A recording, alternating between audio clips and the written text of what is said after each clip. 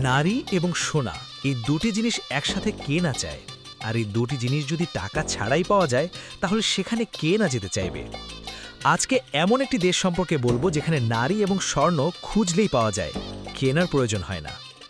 উত্তর আফ্রিকার একটি আরব দেশগুলো মৌরিতানিয়া, আর এখানেই বিশ্বের সবচেয়ে বড় বিবাহ বিচ্ছেদ হওয়া নারীর বাজার বসে এবং সোনার খনির সন্ধান পাওয়া যায়। মৌরিতানিয়া ইসলামিক প্রজাতন্ত্র, এর রাজধানী হল নোভাকচোট। এখানে প্রায় ৪৫ লাখ মানুষ বাস করে। এই দেশে ১৯৬০ সালে ফ্রান্স থেকে স্বাধীনতা অর্জন করে।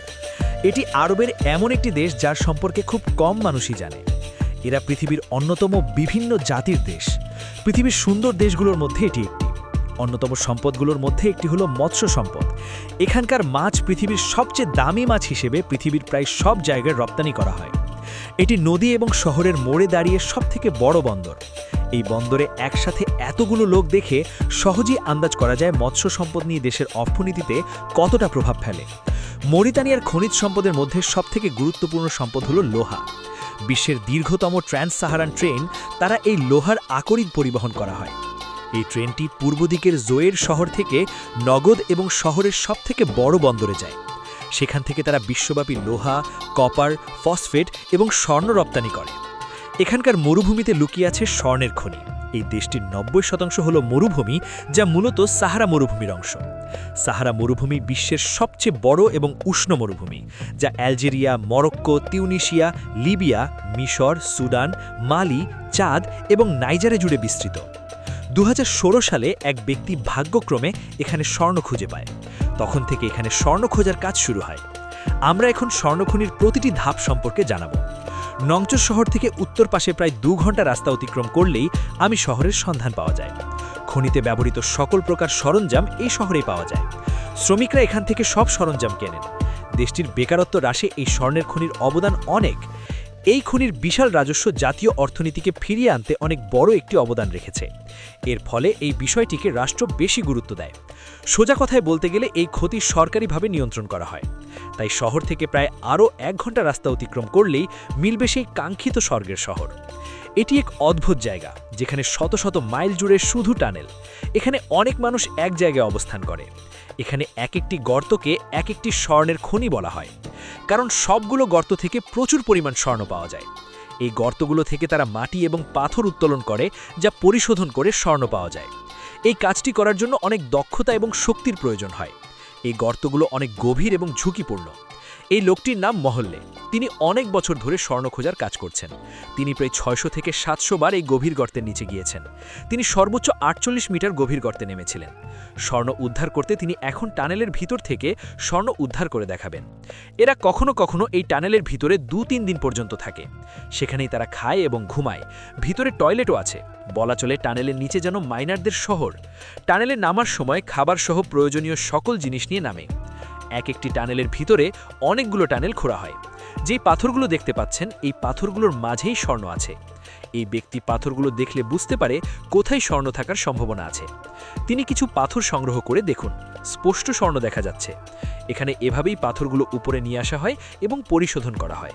যখন যেটা মেলে কাজ হয়, সেই টানেলের ওপর একটি ফ্যান এবং পলিথিনের পাইপের মাধ্যমে নিচে অক্সিজেন সাপ্লাই করা হয়। এখানে একটি মসজিদ আছে। যখন নামাজের সময় হয় তখন সবাই এখানে নামাজ পড়ে। সবচেয়ে অবাক করার মতো বিষয় হলো, তার নামাজ না পারা পর্যন্ত খলির ভিতরে যায় না। এখানকার মানুষের উদ্দেশ্য একটাই, শুধুমাত্র স্বর্ণ উদ্ধার করা। এই স্বর্ণগুলো পরিশোধন করার জন্য আস্ত এক শহর আছে, যার নাম আল-কেমি। এখানে তারা পাথরগুলোকে তরলে পরিণত করে, তারপর তলগুলো বদ্ধ পানিতে রাখে এবং পারমিশন, কারণ স্বর্ণের সাথে পারদ দ্রুত বিক্রিয়া করে। এরপর এগুলোকে ছানা হয় এবং সেখান থেকে স্বর্ণ বের হয়। নয় আমরা আবার দেশটির রাজধানী নগদ শহরে ফিরে যাই, কারণ সেখানেই আছে বিচ্ছেদ হওয়া মহিলাদের সবথেকে বড় বাজার নোভাকচোটে, একটি আধুনিক শহর।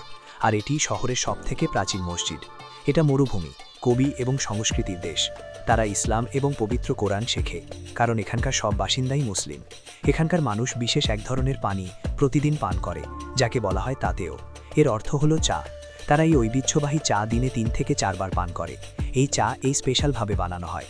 এই চা বানানোর সময় তারা কাপে ফেনা তৈরি করে, যা এই চাকে স্পেশাল বানায়। শহরে কিংবা মরুভূমিতে এখানকার সবখানেই চা বিখ্যাত। এখানকার জনপ্রিয় খাবারের মধ্যে একটি হলো কুসকুস। মৌরিতানিয়ায় মার্কেটকে ডিভোর্স উইমেন মার্কেট বলা হয়। মরিতানিয়ার বিচ্ছেদ হওয়া মহিলাদের শতকরা হার অনেক বেশি। এখানে কারো বিবাহ বিচ্ছেদ হলে কষ্ট পায় না, বরং তারা এটিকে উদযাপন করে। এখানকার নারীদের অবস্থা অন্য সব জায়গা থেকে আলাদা, কারণ এখানকার পুরুষেরা অবিবাহিত নারীর চেয়ে বিচ্ছেদ হওয়া মহিলাদের বিয়ে করতে বেশি ইচ্ছুক। তাই এখানে বিচ্ছেদ হওয়া নারীদের বিয়ের সম্ভাবনা অন্য সবার চেয়ে বেশি। সব বিচ্ছেদ হওয়া নারীরা এই মার্কেটে আসে এবং তারা বাড়ির সব আসবাবপত্র বিক্রি করে দেয়। আবার কিছু নারী এখানে ব্যবসায়ী হয়ে ওঠে। ব্যবসায়ী হয়ে ওঠার পিছনে তাদের অতীত স্বামীর অবদান সবচেয়ে বেশি, কারণ এখানকার নারীদের মোহরানা বাকি রাখার কোনো সুযোগ নেই। তাই বিচ্ছেদ হলে স্বামীর বাড়ির সমস্ত আসবাবপত্র এবং অন্যান্য জিনিস এই মার্কেটে বিক্রি করতে নিয়ে আসে। এখানকার নারীরা আরও আকর্ষণীয় হয়ে ওঠে যখন তাদের বিবাহ বিচ্ছেদ হয়। এক নারী বলে, বিবাহ বিচ্ছেদ আপনাদের জন্য দুঃখের বিষয় হতে পারে, কিন্তু আমাদের জন্য এটা খুশির বিষয়। যখন এখানে একজন নারীর বিচ্ছেদ হয় তখন তার জন্য উৎসবের আয়োজন করা হয়। আর একজন নারী বলেন, বিবাহ বিচ্ছেদ আমাদের জন্য খুবই স্বাভাবিক একটি বিষয়। বিচ্ছেদ হলো আমাদের জন্য জীবিকা, অর্থাৎ আয়ের উৎস। আমরা এই বিষয়টিকে এভাবেই দেখি। একজন নারী বিচ্ছেদের পর ব্যবসা এবং বেচাকেনা শুরু করে, যা তার আর্থিক অবস্থানের উন্নতি ঘটায়। বিবাহ বিচ্ছেদ তার জন্য কোনো সমস্যা নয়, আর বিচ্ছেদ হলে দোষের কিছু নেই। এটি হলো একটি সম্পর্কের পরিসমাপ্তি। তারপর অন্য কেউ আসে এবং গাড়িটি আবার বিয়ে করে। যখন একজন নারীর বিচ্ছেদ হয় তখন সে প্রচুর পরিমাণে বিয়ের প্রস্তাব পায়, সেখান থেকে একজনকে বিয়ে করে নেয়। হয়তো এই নতুন স্বামী দীর্ঘ সময় ধরে থাকবে, অথবা অল্প সময়ের মধ্যে চলে যাবে। একজন চলে গেলে আর একজন আসে এবং নারীরা তাদের অতীত স্বামীর চেয়ে বর্তমান স্বামীকে বেশি মূল্যায়ন করে। আবার নতুন স্বামীরাও তাদের অতীত স্বামীদের চেয়ে বেশি খেয়াল রাখে। নতুন স্বামীরা আমাদের সাথে সাথে আমাদের সন্তানদের দায়িত্ব নেয়। এটি হলো এখানকার নারীর জীবন। মৌরিতানিয়া নারীরা খুবই স্ট্রং। তাদের এই মতামত এর কারণ হলো এখানকার নারীদের সংসার চালানোর অভিজ্ঞতা পুরুষের তুলনায় অনেক বেশি।